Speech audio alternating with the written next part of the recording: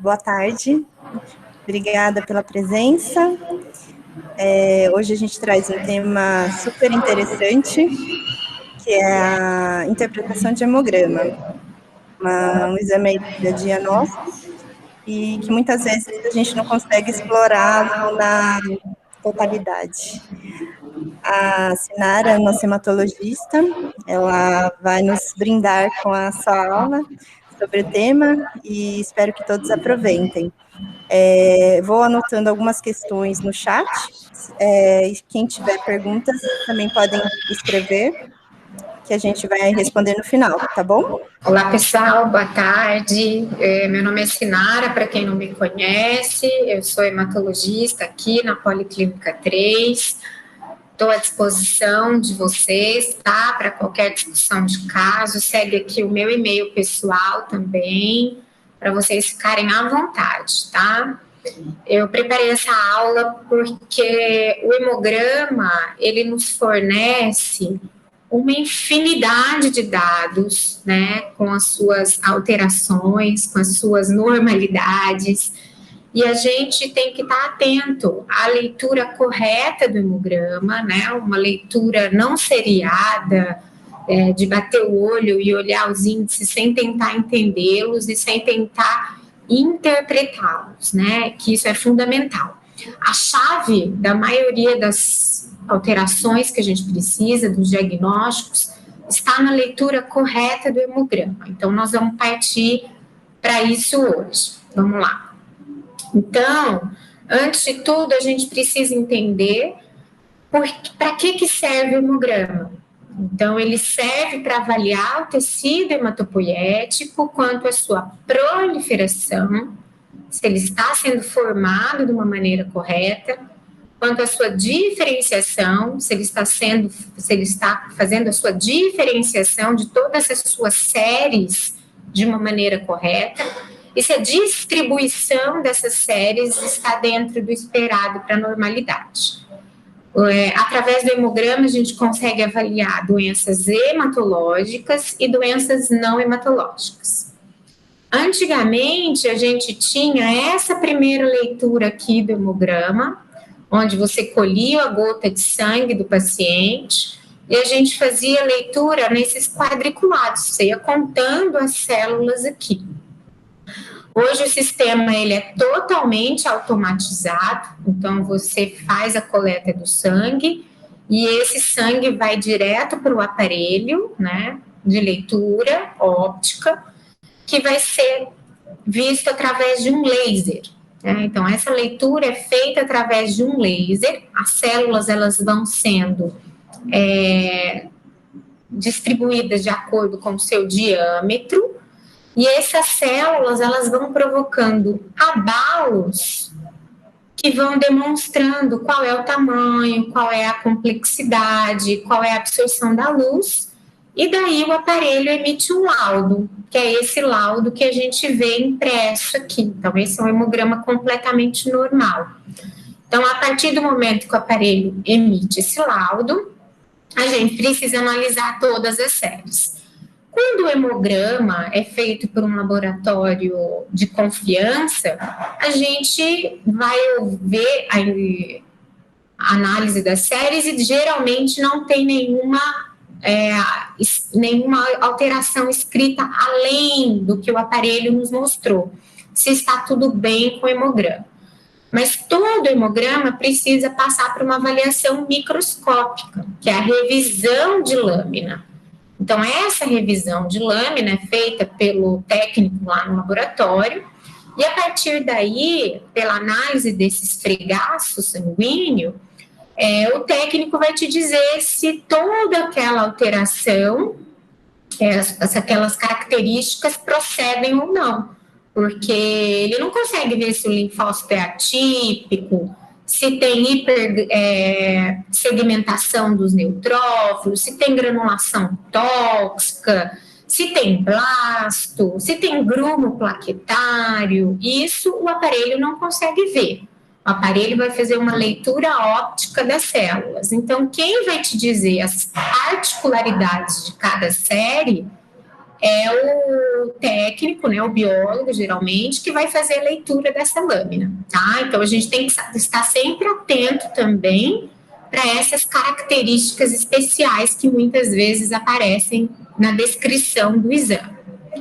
Então, o aspecto geral que a gente precisa para entender o hemograma são os conceitos bases da hemopoiese, né? Então, a hemopoiese, a gente tem que entender de onde vem cada precursor, de onde vem cada célula.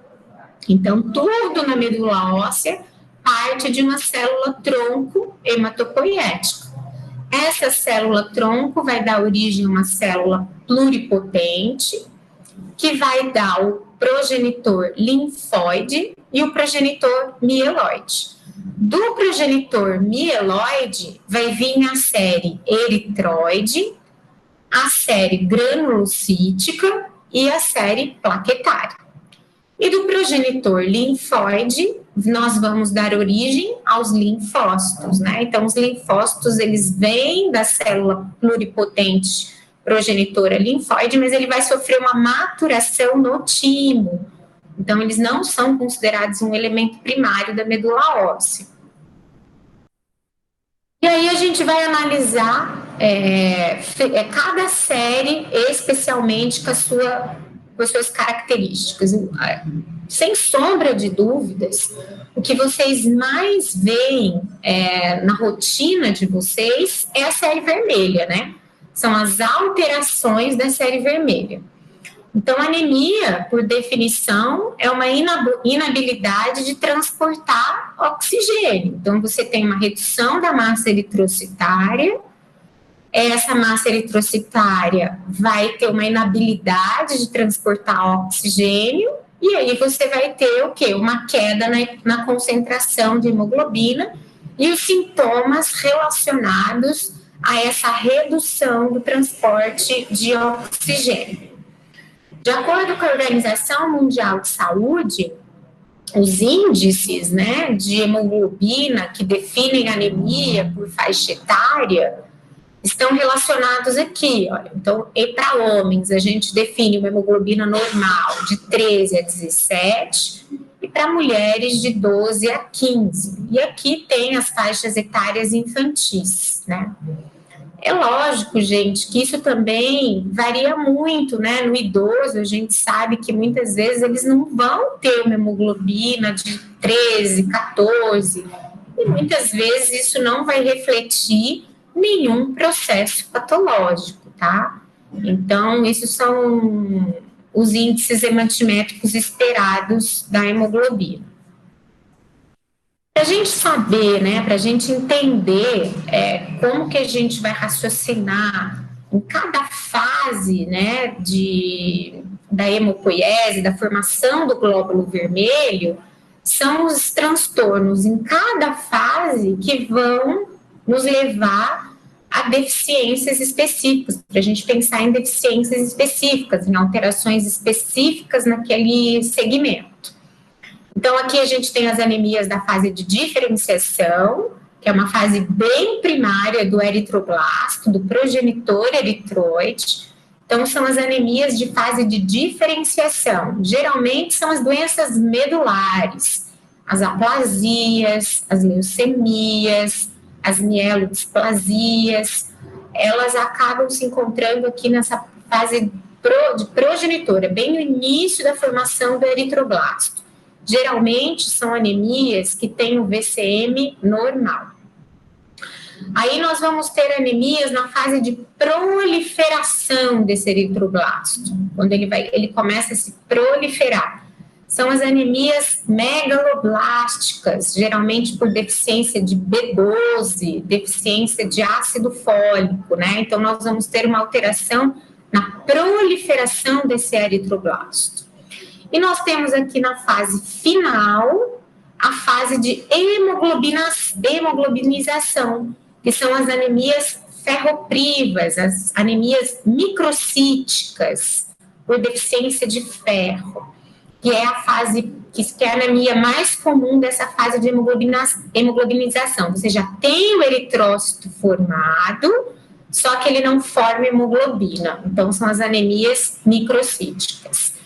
E a gente tem as anemias, que é quando já está tudo certo, tudo pronto, o eritrócito já caiu na corrente sanguínea, que é a fase de circulação, que aí nós temos as anemias por hemólise ou por sangramentos, né, por hemorragias.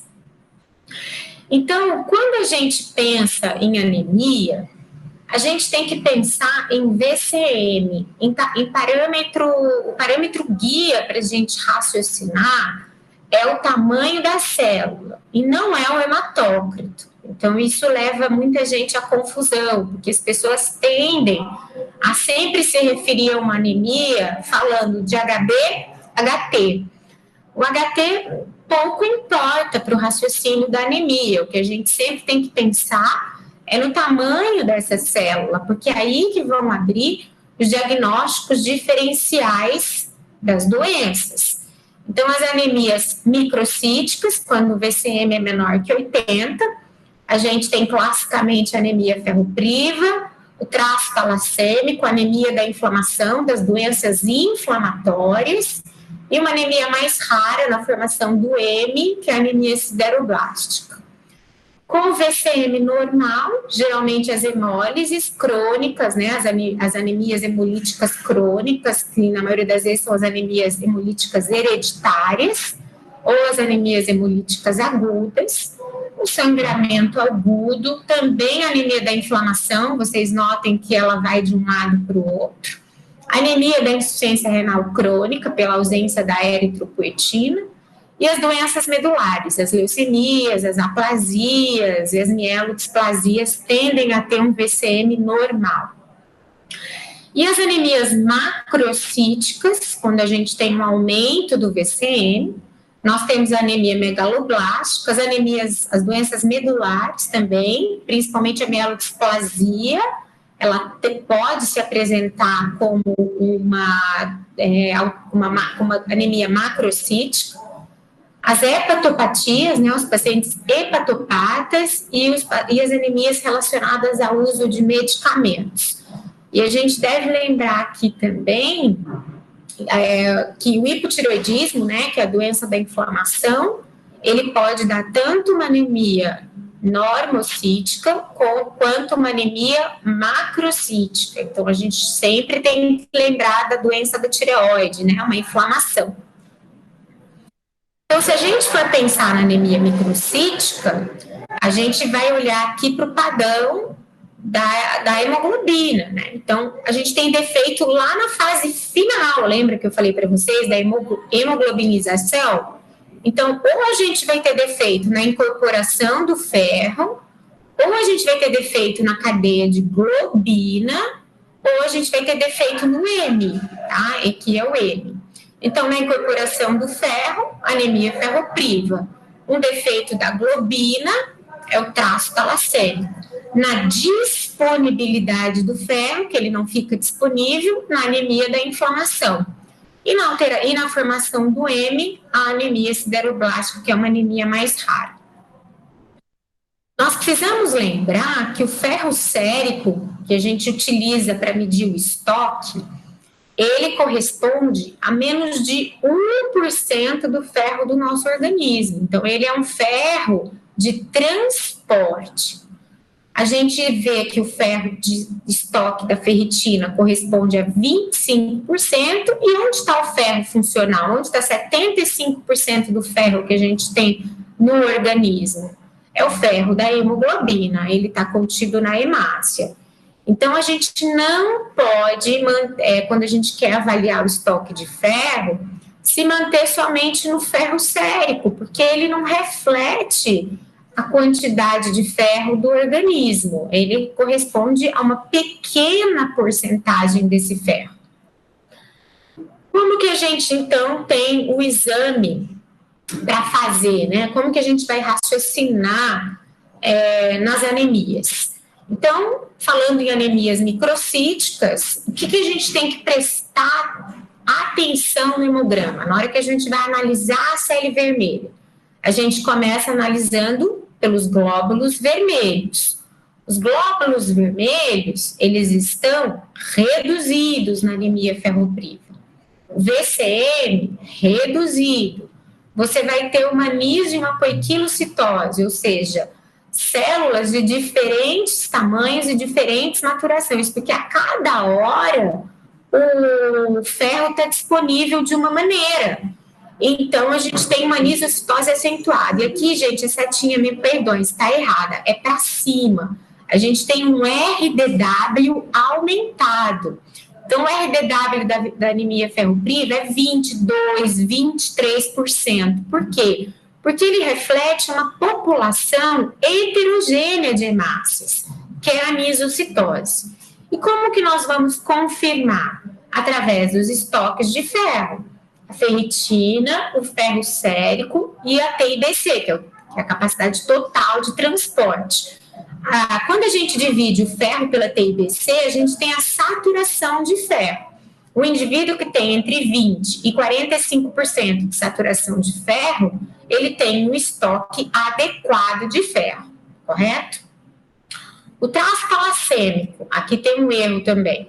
Quando a gente tem o traço talassêmico, que é um diagnóstico que se confunde muito com anemia ferropriva, às vezes a gente vê um paciente tomar ferro por anos e o hemograma dele não muda, é porque não era uma anemia ferropriva, era um traço talassêmico.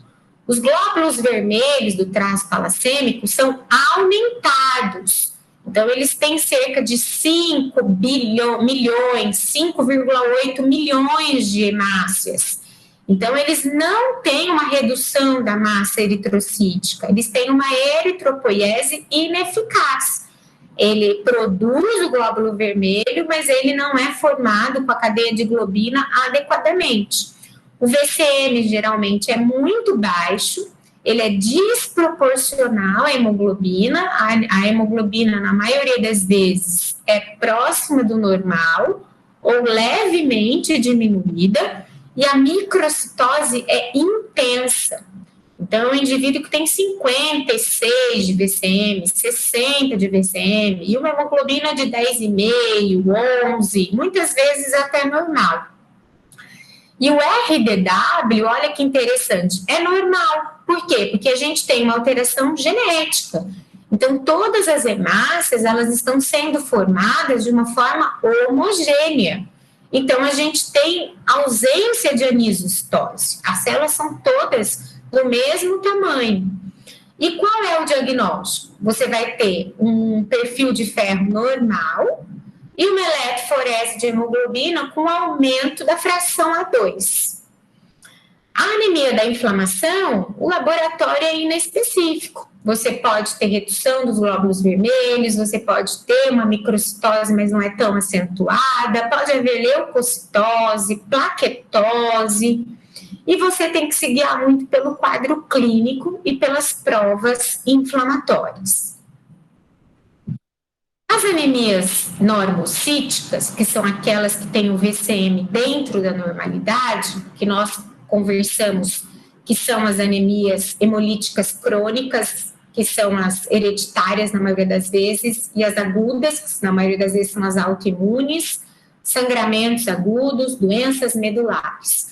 Elas vão precisar, para a gente avaliar essas anemias, da contagem de reticulócitos. Então, o reticulócito, ele é fundamental para a gente diferenciar se a gente tem um problema na formação medular, ou seja, se o defeito está lá na medula óssea, na sua produção, ou se a gente tem uma medula óssea que está trabalhando exageradamente, colocando, inclusive, glóbulos vermelhos imaturos na circulação, que são os eritroblastos, para tentar compensar uma anemia, ou por uma hemólise aguda, ou por uma hemólise crônica, ou por um sangramento agudo. Tá? Então, a medula aqui, ela trabalha a todo vapor. Então, ela não tem um problema. O problema não está lá na sede do sangue, da formação do sangue.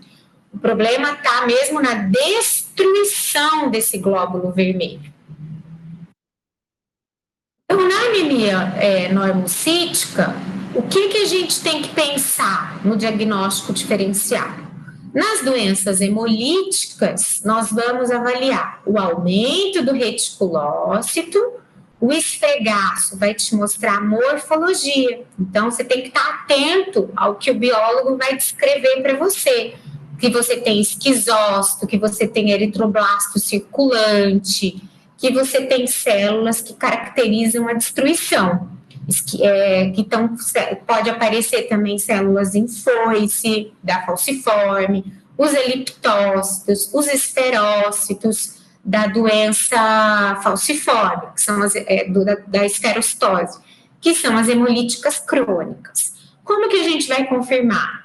As doenças hemolíticas cursam com o aumento da bilirrubina. Então, nós vamos prestar atenção na bilirrubina total e nas frações, na LDH e na aptoglobina das hemólises agudas, né? Não nas doenças hemolíticas crônicas. Sangramento é o quadro clínico, um paciente em franca hemorragia, e a gente vai ter um aumento de reticulócitos. Na inflamação, nós temos uma diminuição do reticulócito, ou seja, a gente tem um defeito na incorporação do ferro, então a medula óssea não forma o glóbulo vermelho, então existe uma reticulocitopenia, e você vai se guiar pela clínica, o seu paciente tem uma doença de base. Então, você também vai avaliar o VHS, a proteína C reativa, anemia da insuficiência renal crônica. O paciente tem um quadro de insuficiência renal e ele vai ter uma reticulocitopenia, geralmente com estoques de ferro normais. E doenças medulares também. Então, quando a gente suspeita de uma mielodisplasia ou quando a gente suspeita de uma leucemia, a gente não tem produção medular. Se eu não tenho produção medular, se o defeito está lá na produção, o meu reticulócito é sempre reduzido. E isso vai requerer uma avaliação específica da medula óssea, através do aspirado e da biópsia. E daí a gente vai avaliar as anemias macrocíticas. Então, são aquelas cujo VCM é maior que 100. A gente tem classicamente a anemia megaloblástica, que é a maior causa de todas as anemias, que é a deficiência de B12 e de ácido fólico. As doenças medulares, principalmente a mielodisplasia, que pode cursar com uma macrocitose. As hepatopatias, os pacientes hepatopatas e algumas medicações. Então, o que a gente tem que avaliar? Toda vez que a gente tem um paciente com anemia, a gente tem que entender qual é a qualidade da minha resposta medular, como está a minha eritropoiese. Através do reticulócito, eu vou medir a minha eritropoiese. Minha medula está trabalhando bem ou está trabalhando mal? Ela produz ou não produz? Pelo VCM, nós vamos estabelecer se a gente vai precisar investigar o perfil do ferro. Então, nós vamos colher ferro sérico, ferritina e TIBC. Eletroforese de hemoglobina, para avaliar as hemólises crônicas, para ver se esse paciente não é um paciente com anemia falciforme, se ele tem microcitose com glóbulos vermelhos aumentados, se ele não tem um traço talassêmico. Vamos procurar os marcadores inflamatórios para as anemias inflamatórias, o VHS, o PCR e a clínica do meu paciente. As anemias macrocíticas, então a gente vai buscar as megaloblásticas da deficiência de B12, de ácido fólico, e a macrocítica com alteração da função hepática. E outros que são limitantes da eritropoiese, como eu comentei com vocês lá no início, que é uma das maiores causas que nós recebemos aqui, é o hipotireoidismo, né? Então, a gente tem um fator limitante da eritropoiese, que é o hipotireoidismo e o hipertireoidismo, e a insuficiência renal com a eritropoetina, com a redução da eritropoetina. E as provas de hemólise, quando você suspeitar de uma anemia hemolítica aguda, então LDH, aptoglobina, bilirrubinas, a prova de Coombs, né, que vai detectar anticorpos aderidos a hemácias. Então, muitas vezes é importante a gente escolher o teste de Coombs para afastar uma anemia hemolítica adquirida. As anemias hemolíticas hereditárias, né, a esferocitose, a eliptocitose, a doença falciforme, você precisa ter uma história familiar consistente e episódios constantes de icterícia. Então, são pacientes que em processos febris, em processos infecciosos, eles geralmente fazem crises de icterícia. Então, frente a um paciente com anemia, nós temos vários pontos para a gente se ater. Então, em qualquer VCM, a gente sempre tem que medir a nossa resposta eritropoética, ou seja, como a medula responde frente àquele quadro de anemia. A gente vai medir isso através dos reticulócitos, da contagem de reticulócitos. E aí nós vamos avaliar nas anemias microcíticas o perfil do ferro, a eletroforese de hemoglobina, para a gente avaliar se existe uma elevação da fração A2, que justificaria o traço falacêmico. Precisamos buscar marcadores inflamatórios, VHS, proteína C reativa, a história clínica do nosso paciente. Nas anemias macrocíticas, nós precisamos avaliar como está a B12, o ácido fólico, os estoques de B12, de ácido fólico, a função hepática desse indivíduo, os outros fatores externos que são limitantes da eritropoiese, né? A insuficiência renal, então a gente precisa fazer a função renal desse paciente, a função tiroidiana, a dosagem do TSH, pois tanto o hipotireoidismo quanto o hipertireoidismo afetam a hemopoiese. As provas de hemólise, nas anemias hemolíticas agudas, então a gente precisa dosar LDH, aptoglobina, bilirrubinas, o teste de Kuntz, que detecta os anticorpos aderidos à hemácia, então para a gente afastar que seja uma anemia adquirida, uma anemia hemolítica adquirida. E nas hemolíticas hereditárias, a gente precisa sempre pensar na história familiar consistente e nos episódios flutuantes de icterícia, um paciente que conta frequentemente que ele passa por crises de icterícia. Então, esses pacientes com esferostose, com eliptostose, eles têm episódios nos momentos de febre, né? Então, os pacientes com deficiência de G6PD, que a gente vê muito na infância, eles têm episódios frequentes de icterícia em certas situações, né? De estresse oxidativo. Então, na maioria das vezes, são os estresses infecciosos. Então, é um paciente que tem sempre a bilirrubina elevada nessas crises. Então, é muito importante a gente sempre perguntar. E o exame físico, nós temos que sempre buscar pela presença do baço, né? Então, a palpação do abdômen visa sempre buscar a presença ou a ausência do baço. Então, os pacientes com anemias hereditárias, eles tendem a ter baços muito grandes, né? Mais do que 15 centímetros.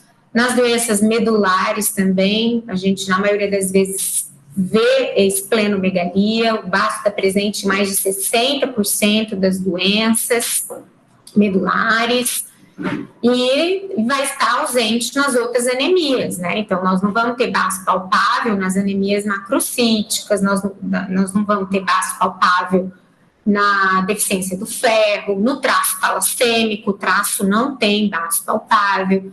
Então, através do exame de esplenomegalia, do exame físico, você também vai excluindo as possibilidades no seu raciocínio clínico.